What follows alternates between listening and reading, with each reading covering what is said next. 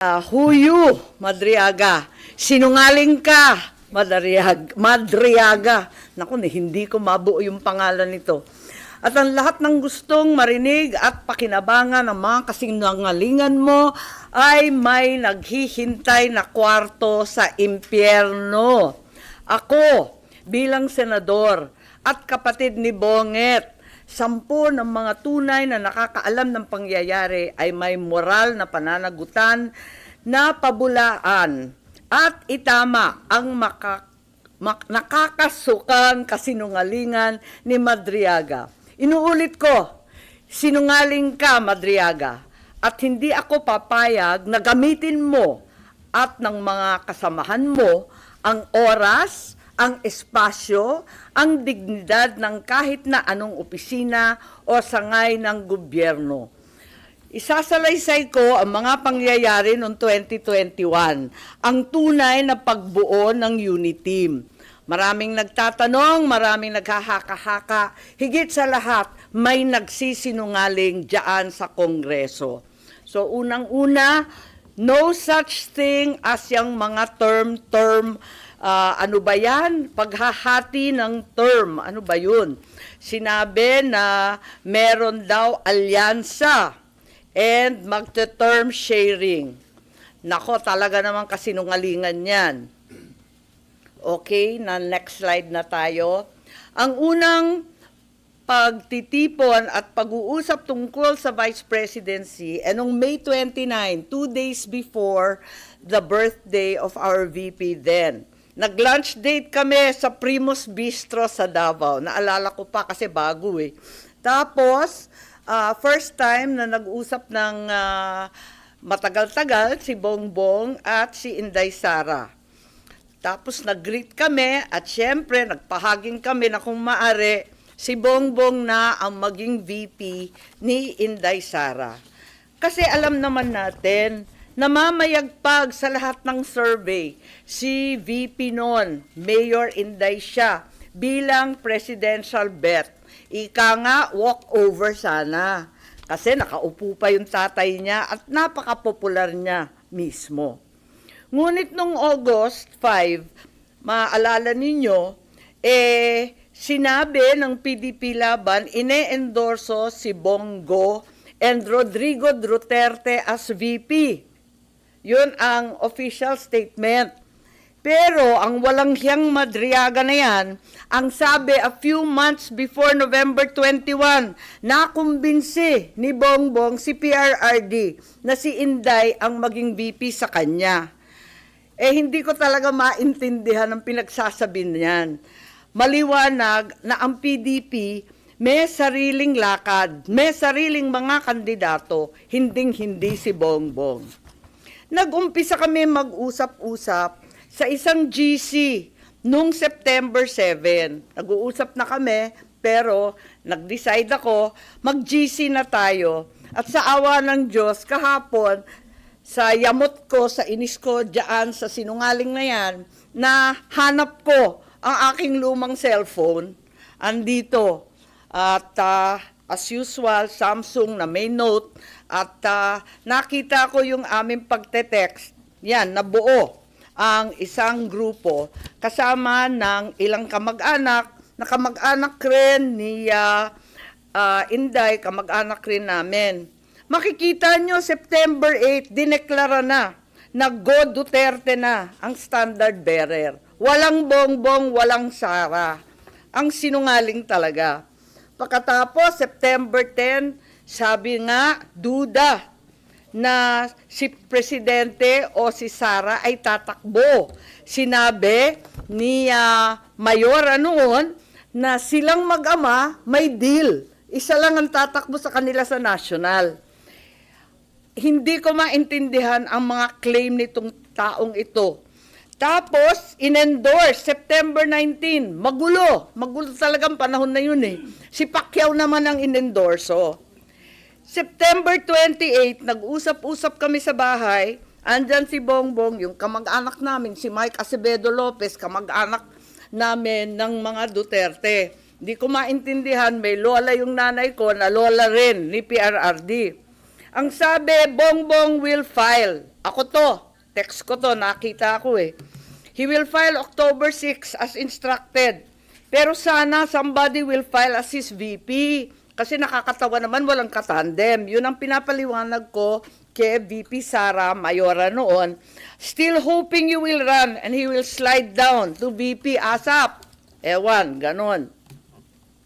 Ngayon, ang sagot naman ni VP, tulad ng sinabi niya sa media, naku, ang usapan namin ni PRRD, VP na siya sa PDP, ako, mayor na. At yun nga ang nangyari. The same day, VP Sara, then mayor, filed her COC as Davao Mayor. Diba, nangyari yon. Pagkatapos, eto, October 6, si Bongbong nag-file candidacy for president at ang maliwanag, mag-isa lang siya. Kasi eto nga, inaasam-asam namin na si Mayora pa rin ang kanyang katandem. Pero itong Madriaga dyan sa Congress, sabi niya na si PRRD daw, sinabi sa kanya noong November 21 na si BBM tatakbo at si Sara ang VP. Anong kasinungalingan yan? October 6 pa lang nag-file na si Bongbong na mag-isa. Kaya magtataka ka talaga. Maalala po ninyo na nung pagkatapos nun, ayan na yung kay Bato. Maalala ninyo, bigla ang pinatakbo si Bato at para siyang seat warmer lang. At ang inaakala ng tao si Bongo at saka si Presidente Duterte ang kanyang VP. Huwag nilang ginugulo ang kwento. Talaga naman, maliwanag to. Hindi ko maalala ito pagkat hindi ako sang-ayon. Ang nangyari sa October, pag-file ni Bongbong, pinatawag siya ng PDP sa palasyo. Yun ang totoo. Hindi yung sinasabi ni Madriaga na kaming magkapatid, pumunta kay PRRD para mag-term sharing deal. Walang ganon, walang alam si PRRD, kasinungalingan yun. Ang nangyari, nung nag-file si Bongbong, tinanong siya ni PRRD, tatakbo ka ba? Tapos sabi niya, oo, nag-file na po. Nandun yung PDP, si Alcusi, si Bongo, si Medialdea yata. Wala ako eh. Kasi ayokong pumunta si Bongbong. Sabi ko sa kanya, hoy, wag kang pupunta dyan. Sabi niya, nakakahiya naman ang nagpapatawag sa Pangulo. Sabi ko, kukuyugin ka lang ng PDP, pipilitin kayo. Wag ka nang pumunta. Tapos, napakiusapan yata at pumunta siya nung una. Second time, pumunta rin siya. Pinatawag na naman siya kung talagang ayaw niya. Dalawa lang option. Manatili siyang presidente, pero ang kanyang vice president si Bongo, ang buong cabinet hawak ni Bongo. Parang ganun yung kwento. Hindi ko maalala kasi yun nga, hindi naman ako sang-ayon doon sa pagpunta niya. Tapos, yung isang option, Bongo for president, si Bongbong na lang ang vice. Parang gano'n ang pinag-uusapan ng PDP. Si Presidente, tinatanong ko si Bongbong, anong sabi naman ni PRRD? Sabi niya, wala naman sinasabi masyado, sinabihan na lang akong good luck kung tatakbo ka. Parang gano'n. Sabi ko, umuo ka ba o hindi? Sabi niya, ano pang gagawin ko? Di umuo ka. Wala naman siyang imik. Later on, ang pagkasabi ng mga PDP, parang nagkasundo na daw sila ni Bongbong at naonse raw sila. Pero wala ako doon. Kwinento lang ni Bongbong, pagkatapos ng meeting niya, pumunta sa bahay namin. Ngayon, tuloy-tuloy, porsigido pa rin ako na si VP Sara ang maging katandem ni Bongbong. Kinukulit ko siya. Tapos, nung bandang October 27, kasi nga nabalitaan, na pinapatawag ng PDP si Bongbong, nagtatanong, sure ka ba na aatras si BBM sa PDP talks? Ayan, andito sa telepono ko. Andyan, nakikita ba? Ayan. Oo nga, grabe sa media. Hindi ko naman iniinsulto yung PDP, pero tapos na yung mga salita-salitang ganyan. Tapos, ang sabi ni Mayora noon, duda ko, mahina akong vice president. Sabi ko, mahina kang Vice President kasi gusto naming lahat President ka. Magpa-survey ka. Kaya nahanap ko nga, andito pa, pinaprint ko ulit yung mga survey. Nagpagawa pa siya ng survey. Hirap na hirap nga kami magpa-survey pagkat eto nga, talagang undas nun eh. All Saints Day noon, ang hirap maghagilap ng tao, pero kahit papano nakapag-produce kami ng survey at nag-presentation noong November 3 na tama nga ang kutob niya, mahina siya bilang vice-presidente kesa sa presidente. Kasi na-disappoint yung mga Sara All. Alam naman natin yon. Pero sabi ko, malakas ka pa rin, walang tatalo sa'yo. At yun, panay ang usap namin kung anong gagawin, kung anong dapat. At walang kinalaman to sa PDP at PRRD. May kanya-kanyang landas to eh. Talagang magulo nun eh. Makita ninyo, November 9, si Mayora nag-withdraw from the mayoralty race. Baste replaced her. So hindi ko alam yung mga November 21 ng Madriaga na yan. Pagkatapos noon, makita ninyo ang ating vice-presidente nag-resign sa hugpong. Ayun, November 10 din yan. Tapos, noong November 11, sa isang kasal ng anak ni Senator Revilla, si Inday Sara sumali sa Lakas CMD para meron na siyang national party. Naghahanda na siya. Ayun. Pagkatapos niyan, nag-happy birthday na naman siya sa GC, ano? Happy birthday, Senator Amy. Many, many happy returns. Tapos, tinatanong ako sa telepono, ano naman ang birthday wish mo? Eh sabi ko, birthday wish ko, same as last year, Inday for President. So, hanggang sa dulo talaga, pinagpipilitan namin na siya talaga. Ayun. Tapos, November 12, ang liwanag naman ng statement ng aking kapatid, no to possible term sharing. Kaya tumigil ang mga nagchichismis ng kalokohan. Bakit magti-term sharing? Pinipilit nga namin na yung buong term, ang pagiging Pangulo, para kay Inday. Makikihati pa siya. Saan naman kalokohan ng galing yon? This is not a good formula for stability. Tama yon. And the reason why 6 years is there is for the policies of government to continue. Ayan continue. And if we change government, magkakagulo. Ayan. Yan ang statement ni Bongbong, November 12. So, hindi ko maintindihan saan nagmula yan term sharing na kabulastugan na yan. November 13 pa, Go takes over as PDP laban presidential candidate. Talagang walang kinalaman sa PDP, walang alam ang dating Pangulo. Ayan, November 14, very publicly, pikon na pikon si Presidente at hindi niya alam ang pangyayari. Kasalanan po namin yon. Sara did not consult him on her 2022 plans. Sasabihin ko ang rason, di ako makasuporta. Ayan, binabanatan na naman niya. Kita naman natin November 14 na yan. Ewan ko kung saan yung kasunduan na pinagsasabi na kinumbinsi ni Bongbong o kinumbinsi si Bongbong, pati yung sinungaling, nagkabulbul na. I'm sure yung pagtakbo, desisyon ni na Bongbong. Totoo naman, ang kulit-kulit kaya namin.